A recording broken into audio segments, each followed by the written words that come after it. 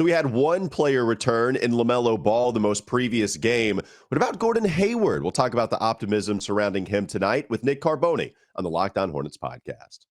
You are Locked On Hornets, part of the Locked On Podcast Network. Your team every day. In a minute, cuz we live.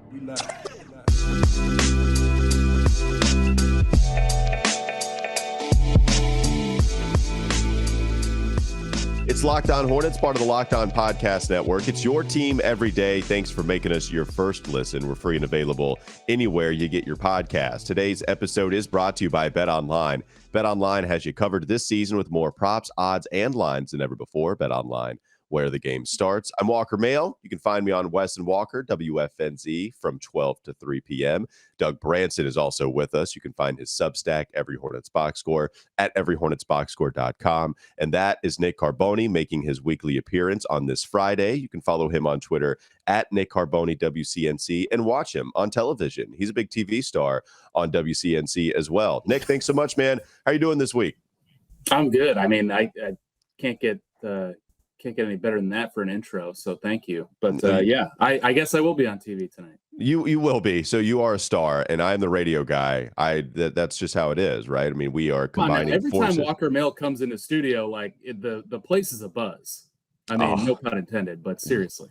Oh, you're too you kind. do a great job in there too. Hey guys, I'm here too. How you doing? Yeah, so Young does a great job too, but he's all the way in Nashville, so we have to hook him in over the. It's just not the same as the in-person, you get out, reach out and touch somebody. I mean, Walker. Yeah, you don't know until Doug has touched you. You have no clue the kind of impact Doug Branson can have. You thought it was okay in Nashville. Wait till he's in Charlotte. We'll get to that a little bit later on. Let's talk about the Charlotte Hornets. If anybody touches Gordon Hayward, it seems like he gets injured. But Gordon Hayward is now, it looks like it's optimistic that he is going to come back tonight against the Atlanta Hawks. Look, lowest of lows against the Detroit Pistons, the only team that was below you in the Eastern Conference. You lost to them in overtime. They lose a guy in Cade Cunningham. You get a guy back in LaMelo. Not just a guy, by the way. Your best player, your young franchise, your all-star type of guy. But now it looks like you might get Gordon Hayward back after Adrian Wojnarowski. I believe he is the one that broke the news yesterday. So, Nick, we'll start with you. What would it mean for Gordon Hayward to come back? Because it feels a little weird. Like this territory is, okay, great. We're suffering right now. It's absolutely going to help the team with him to be available. But also, I don't know if people are skipping, oh, yay, the Hornets are finally back with Gordon Hayward's return. Yeah, I think at this point you take any help that you can get.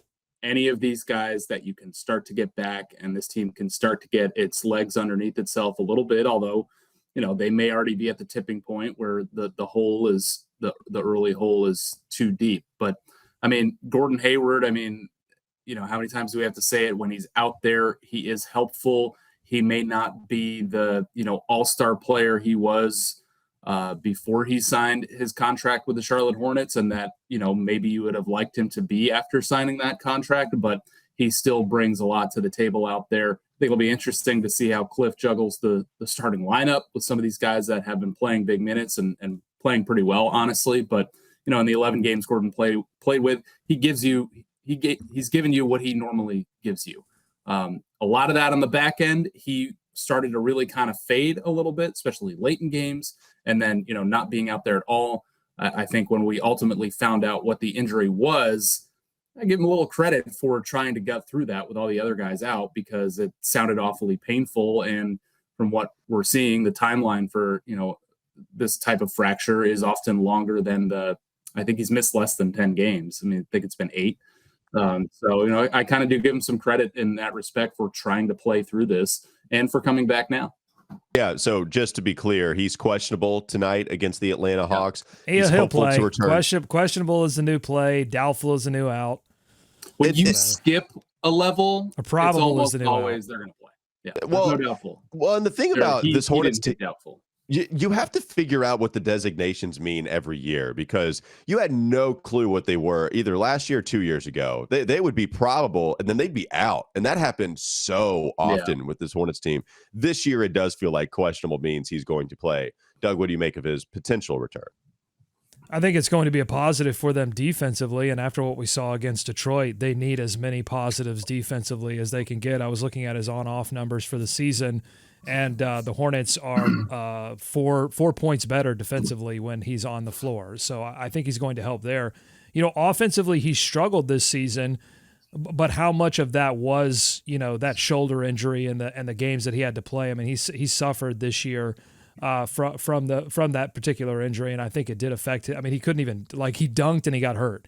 You know what I'm saying? That shoulder is going to be pretty crucial to what you do offensively on the floor. So, but I think he does make them a better defensive team, and I think the big takeaway from that Detroit loss for me was that the Hornets' issues this season are not about one player, even if that one player is their only all-star in LaMelo Ball. He did come into that game and transform them offensively.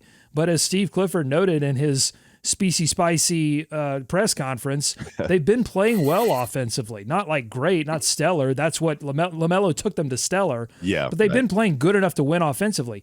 They have not been playing good enough to win defensively, and LaMelo didn't really make that big of an impact on them defensively. So if Gordon can come in and do that tonight, he doesn't really need to score many points. If he can come in and make them better defensively against Atlanta, then that's going to be a huge positive for the team.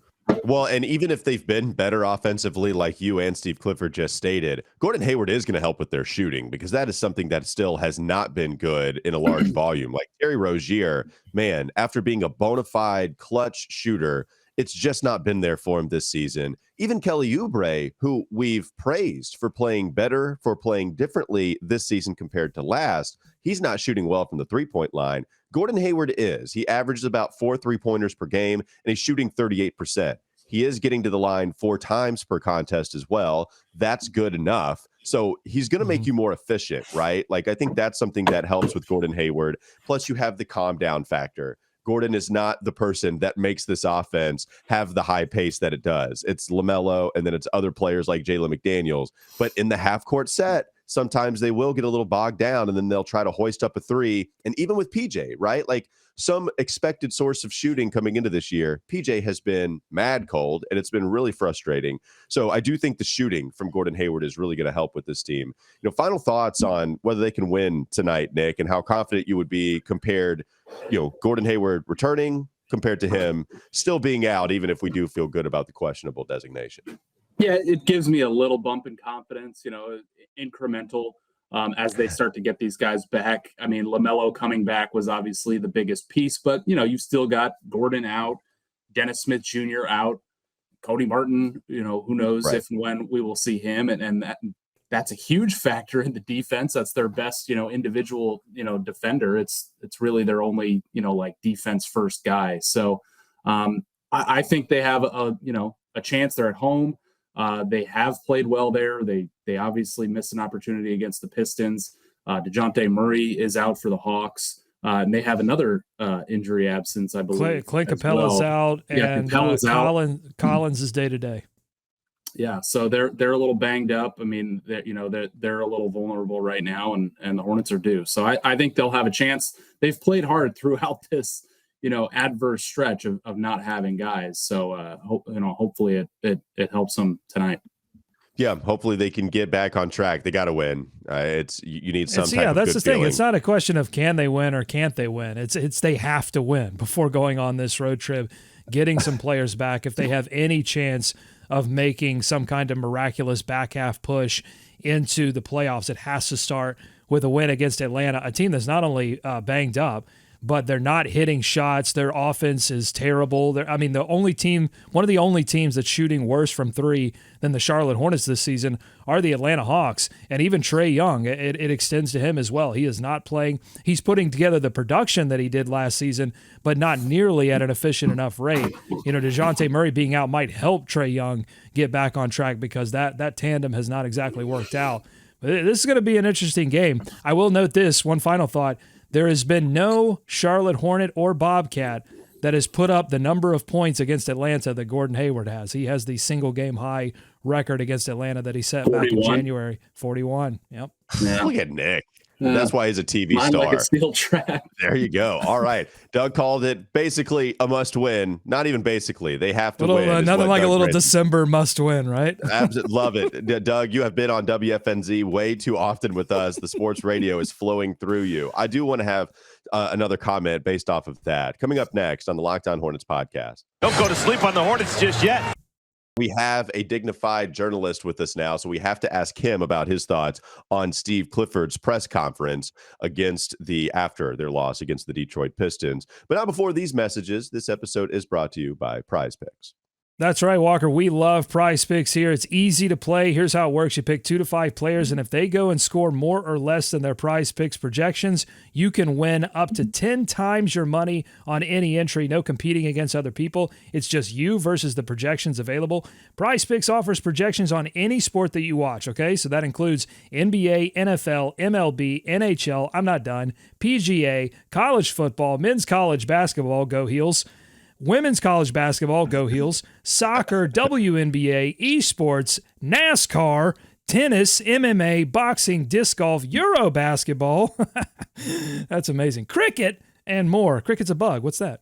Entries can be made in 60 seconds or less. It's that easy. Safe and fast withdrawals are the name of the game. You want your money safely. You want it quickly. That's what PrizePicks is all about. They're currently operational in over 30 states and Canada. Here's what you do. Download the PrizePicks app or go to prizepicks.com to sign up and play daily fantasy sports. First-time users can receive a 100% instant deposit match up to $100 with promo code LOCKEDON. If you deposit $100, PrizePicks will give you $100. If you deposit $50, PrizePicks will give you $50. Don't forget to enter promo code LOCKEDON at sign up for an instant deposit match up to $100. All right, so here's another scenario. You're hanging out with some friends and putting back a few drinks. A few becomes a few too many as the evening comes to an end and people start to head out. You think of calling for a ride, but nah, you live nearby. You can make it home okay. It's no big deal. What are the odds that you're going to get pulled over anyway? And even so, what's the worst that can happen? Your insurance goes up, you lose your license, you lose your job, you total your car, you kill someone. Everyone knows about the risk of driving drunk. The results are tragic and often deadly. However, that still doesn't stop everyone from getting behind the wheel while under the influence. That's why police officers are out there right now looking for impaired drivers on our roads to save lives. So if you think you're okay to drive after a few drinks, think again. Play it safe and plan ahead to get a ride. It only takes one mistake to change your life or someone else's forever. Drive sober or get pulled over. More with Nick Carboni on the Locked On Hornets podcast ahead. Thanks for making Locked On Hornets your first listen today. Now make your next listen Locked On Sports today. From the games that matter the most to the biggest stories in sports, go beyond the scoreboard and behind the scenes with local experts and insights only Locked On can provide. You called this game a must-win, Doug, and I'm not going to disagree with that. It's pretty bad in Hornets land right now. My question is, did it feel like a must-win against Detroit, even if we didn't dub it that heading in? Because it's not like it's crazy to think the world is falling and the sky is falling, I should say, before that, right? Like coming in, if we would have said, man, this is a huge opportunity for Charlotte to try to get back on track, especially with LaMelo. You have the Detroit Pistons. You need to take care of business tonight because of all of the problems that will be coming on this West Coast road trip. Would you go so far as to say it was a must-win against Detroit and it wasn't a victory for the Hornets? Doug, what do you think? Are you asking me or are you asking Nick? I was, yes, because you made the point. I thought that's what it was. That's just bad communication. We've done a podcast together for 5 years, but sometimes we even have problems. Doug, what do you think? Well, I mean, I think that they assumed they were going to win. I mean, I think that was the whole problem is they thought, okay, we're getting LaMelo back. We can go out there and just outscore the Pistons, who are bad defensively. We can play good enough defense. They're bad offensively. Yes, we're bad offensively too, but we got LaMelo back, so it's all fine. I mean, I think that was the whole problem. They assumed they were going to win. And I think, honestly, Clifford assumed that the messaging was going to get through to the team. Like, hey, we've got to start stepping it up in this period right before this road trip if we're going to save the season. And that's why I think you got that press conference result that you did, that you had Steve Clifford coming out and clearly laying out, hey, if we don't play defense, we cannot win. We can't win now. We can't win in a play-in. We can't win in the playoffs. We won't win ever. We won't win the big games if we don't play defense or we play defense like they did against Detroit. So I think they assumed they were going to win. It wasn't a must-win situation. Nick, now you missed this one because you had other responsibilities, but you were at the game. You left before the press conference happened.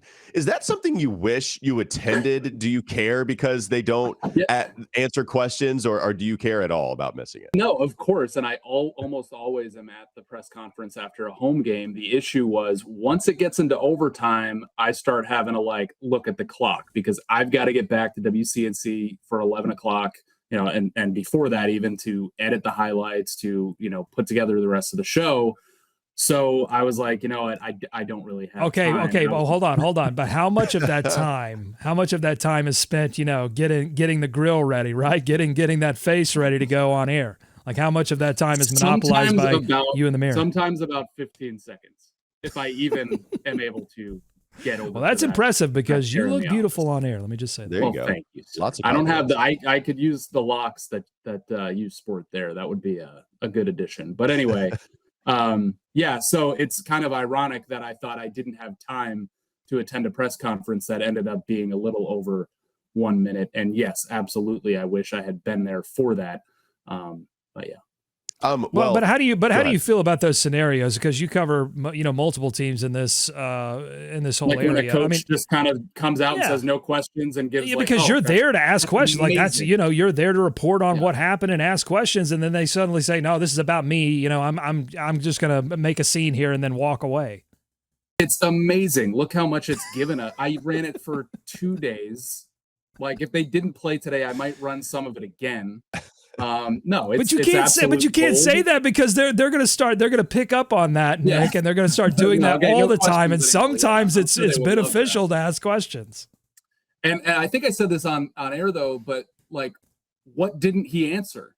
He basically gave you everything. He gave you exactly what the problem was, how mad he is about it. And I think, reading between the lines, there's a lot of frustration for him about this team's bad habits dating back to before Clifford was here that he just has not been able to break on a consistent basis. And I think that was all, pouring out of him. So yeah, listen, I don't want him to do it every single time, but man, when they do it, like when Ron Rivera used to do that, because he was great with the media, but every once in a while he would have a banger where he would just drop the mic, stare off somebody as he left the press conference. I remember one time he tried to storm out of the press room and his key fob didn't work to get him out. I remember that. So he had this awkward moment where he absolutely couldn't so get in. I love it. I think it's gold. And like I said, he answered it.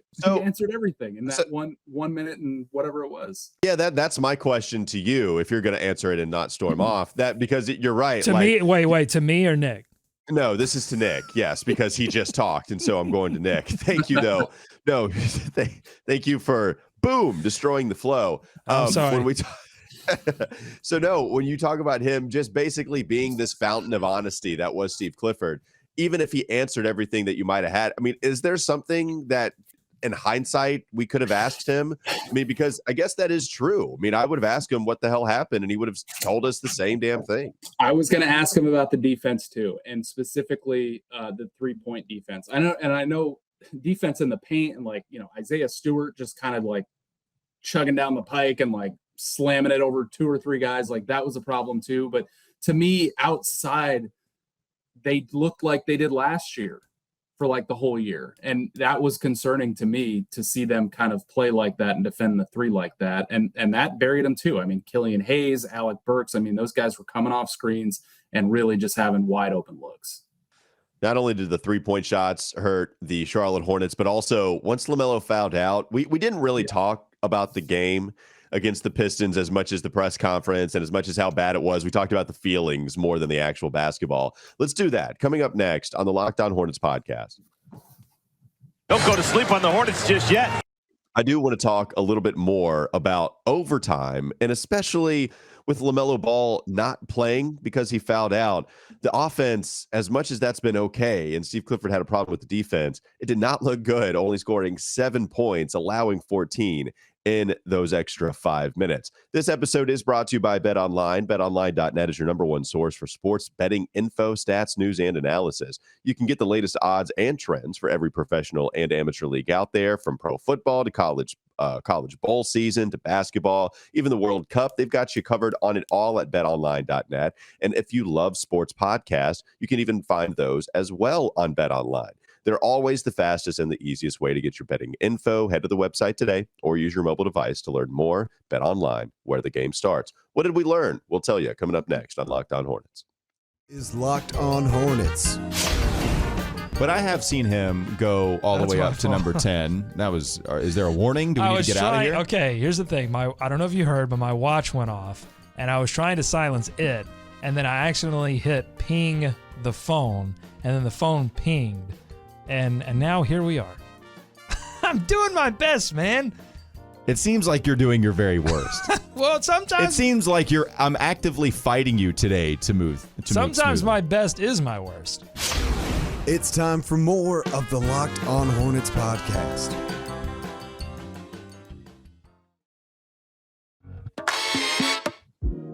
So as we were recording this, Zach Lowe released his 10 Things I Like and Don't Like weekly column.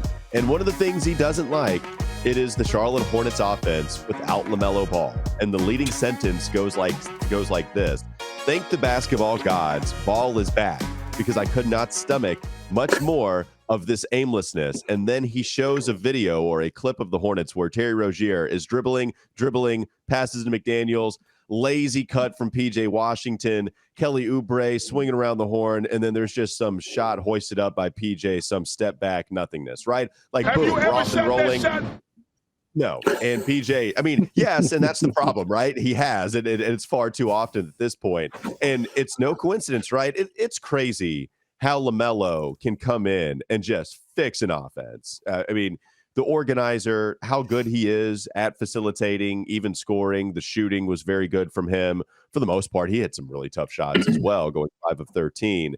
What was it like having LaMelo back in the building, Nick, with you being in attendance for that game? It was like, yeah, he played like he hadn't been out for another 11 games. I mean, it was just like he was fully back. And I know after the game, he kind of danced around like, kind of still bothering me. And during the game, he's like doing the thing with his wrist, like just to make everybody sweat a little bit. But yeah, he elevates the offense.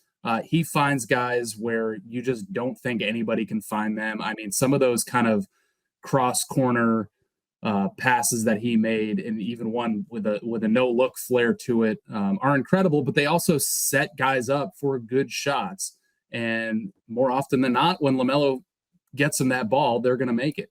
And that was the case again on Wednesday night. I mean, he played more than I probably thought he was going to, honestly, but they kind of needed him to. And yeah, he just takes that offense to another level, another pace, another flow. And yeah, there's a clear difference, as Zach Lowe kindly noted.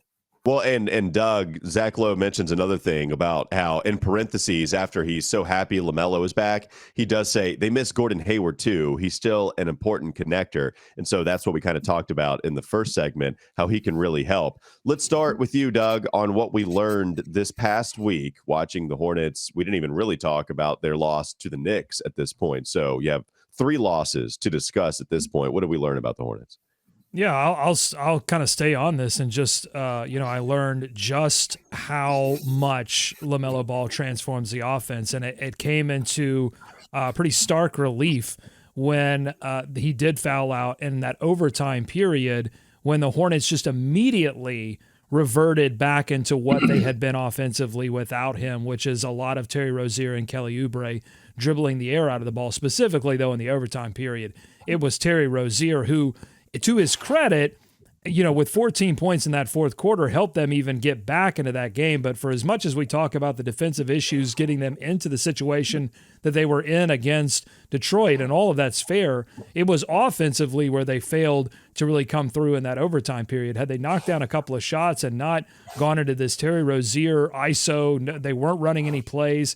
I mean, I think it was a failure across the board, both in coaching and playing. in that overtime period, not to come away with the win because of the offense, not the defense. So I think all of that's interesting. It is good to have LaMelo back because it does actually make them it makes your eyes not bleed when you watch them. That's correct. Nick, what did you learn about this team? I'll stay positive on this one. I learned that this team is pretty good at taking care of the basketball. I think they have been for a good stretch, but they didn't have a single turnover in the first half the other night. And they were cold shooting. So if they had kept that up and some of those shots had fallen, we may be having a different discussion today. And I'm not sure when they picked up that first turnover, but it was pretty well into the third quarter. So even with LaMelo picking up the pace and zipping the ball all around the court, they handle the ball well and they take care of it pretty well. When you look at the stat sheet and see how few times they turn it over and how few points the Pistons scored off of that, you would have thought they won the game. Unfortunately, that wasn't the case, but I think that'll help them going forward with LaMelo and taking care of the basketball. Yeah, I'm really happy that guys are starting to come back with Gordon Hayward being questionable tonight. We feel good about it. LaMelo is here, and he didn't have to have a couple of games before he found his rhythm. So that is the positive before I give you the negative. I was looking at the last few seasons, and the Hornets only have 7 wins right now. It's pretty brutal at this point in the season. And as much of a joke the Hornets, you could say, have been the last few years, right? How they're always just on the outside looking in for the playoffs, or either in the play-in or they're the 11th seed. They were the 9 seed when there were only 8 teams that could actually play for postseason contention. It's probably the worst stretch of basketball we've seen from a team since James Borrego's second year, right? Like, that Charlotte Hornets team only won 23 games. If you're already a third of the way through the year and you've only won 7, you're on pace to win less. Now, that's with so many different injuries, right? That is the name of the game here. It's going back to a couple of years ago, James Borrego's second season. You don't have Kemba Walker. You've moved on. You don't even have LaMelo, right? That's before LaMelo was even on this team. But that is the most recent time that we can see losses coming aboard at this rate. Even with Kelly Oubre getting all of this praise, it's not like those numbers are phenomenal. Terry Rozier's numbers are going real down. Yeah, it's that's what hurts, is even the guys that you have, you just don't have enough firepower. And LaMelo coming back, Gordon coming back, you hope Cody can at some point too. Dennis Smith Jr. and LaMelo should be an awesome backcourt pairing. I've been wanting to see that experiment for so long, but as soon as one guy enters, the other guy gets injured. That's just how it's worked. There are brighter days on the horizon, whether it be them moving off of guys or whether it be them playing better basketball. But it's a pretty dark little stretch of basketball that we just watched. Yes, and I'll give you something else that I learned from these past 3 losses to Detroit, Philadelphia, and I'm going to go all the way back to last Friday when they lost to the Knicks by nearly 20 points. And I learned this, that yes, the injuries have been a factor, but what we've been saying for 2 seasons now is still true, that the problems they have go deeper than that. They're existential, and they really start at the center position. They've played, Mitchell Robinson dominated them. Look, Embiid is an otherworldly talent, so it's a little unfair, but they have a dynamic big, Philadelphia does, that can play inside and out. Detroit did too. Isaiah Stewart, which he has a great nickname, Beef Stew, because he's so physical inside, and yet you saw him knock down corner 3-point shots. Like, that is something that the Hornets, they could get fully healthy right now. I could snap my fingers and make them fully healthy, and they would not have anything near what Detroit, Philadelphia, or New York could offer in the interior.